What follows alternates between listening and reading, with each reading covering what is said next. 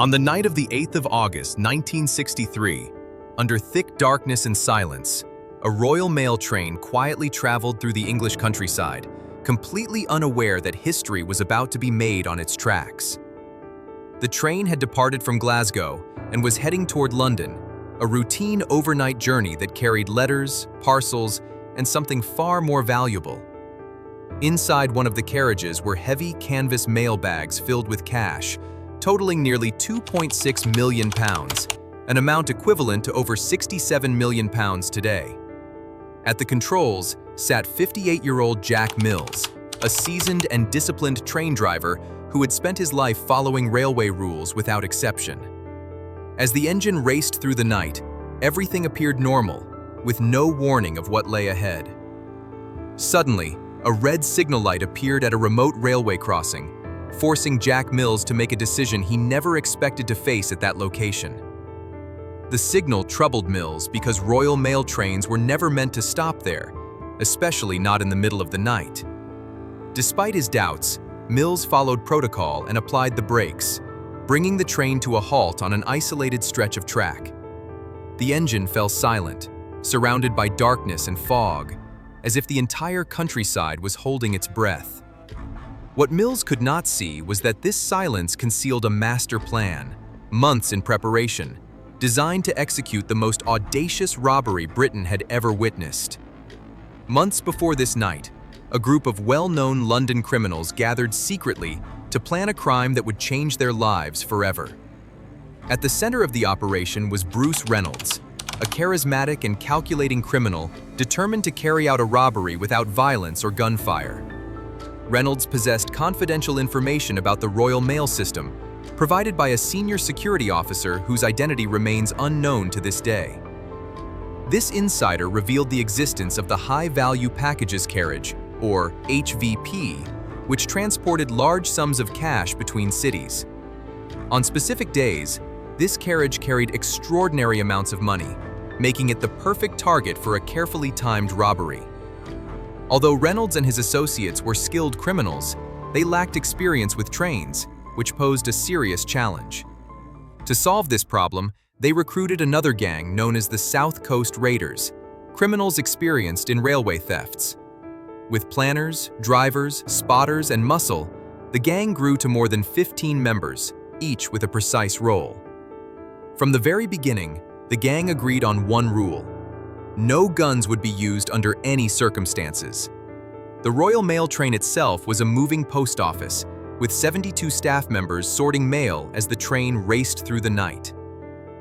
As the train approached Nan Valley Railway Station, the HVP carriage was carefully attached behind the engine, giving the robbers their first crucial tip. The gang had learned that the HVP carriage selected that day contained £3 million due to a recent bank holiday, a rare windfall for the robbers. Night fully descended as the train continued, with driver Mills unaware of the hidden gang lying in wait along the tracks.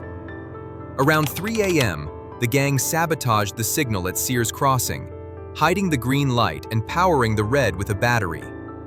Upon seeing the red light, Mills applied the brakes and stopped the train precisely at the signal, exactly as the gang had planned.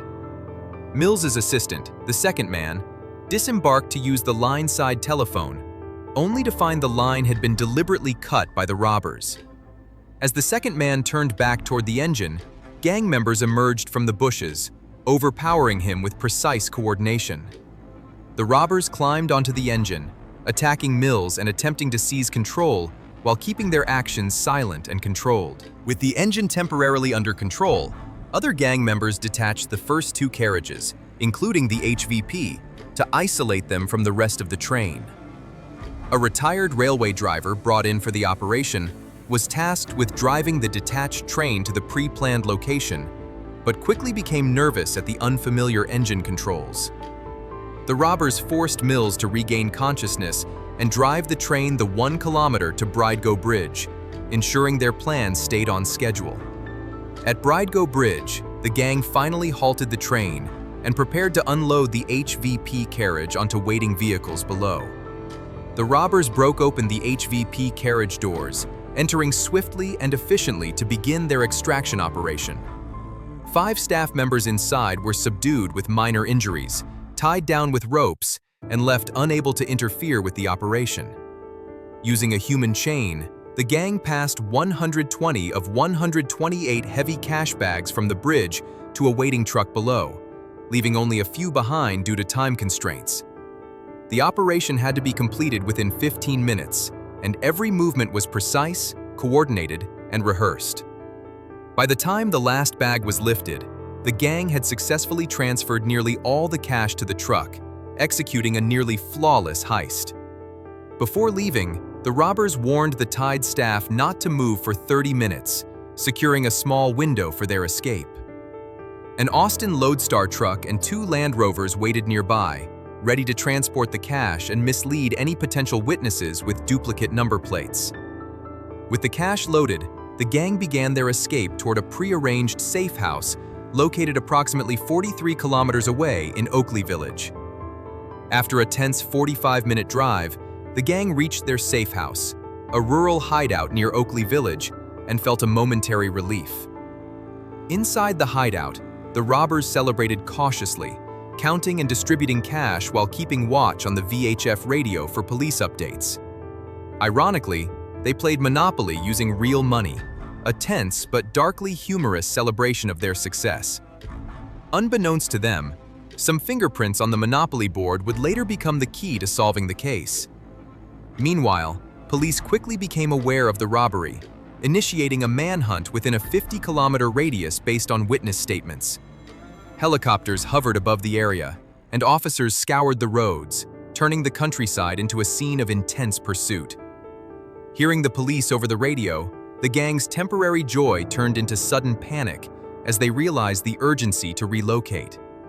Before moving out, they divided the £2.5 million among themselves, with each member receiving approximately £150,000, a staggering sum at the time. They meticulously cleaned the hideout, erased fingerprints, and prepared one person to burn the premises after leaving, ensuring no evidence remained. They left the hideout before dawn, escaping under the cover of darkness, unaware that the police were closing in.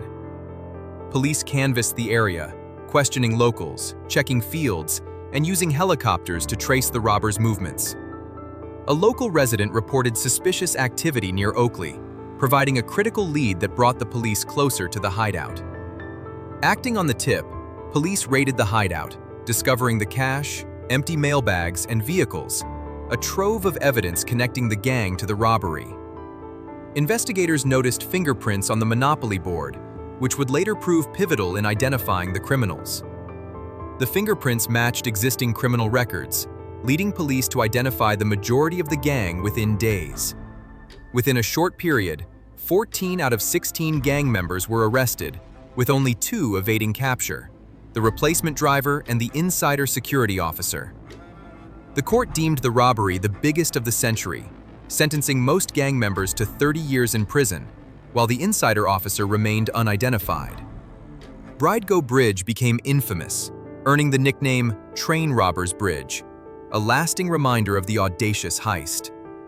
Driver Jack Mills never returned to work after the assault and passed away 7 years later due to trauma, a somber end to a night of chaos. The Great Train Robbery of 1963 remains one of the most meticulously planned and daring heists in history, remembered for its audacity, precision, and the legend it left behind. What do you think about all of this? Share your thoughts in the comments below, and if you'd like me to uncover more hidden secrets, just let me know. I hope you enjoyed the video. Don't forget to subscribe, follow, and share. I'll be bringing you more fascinating and little-known facts. See you in the next one.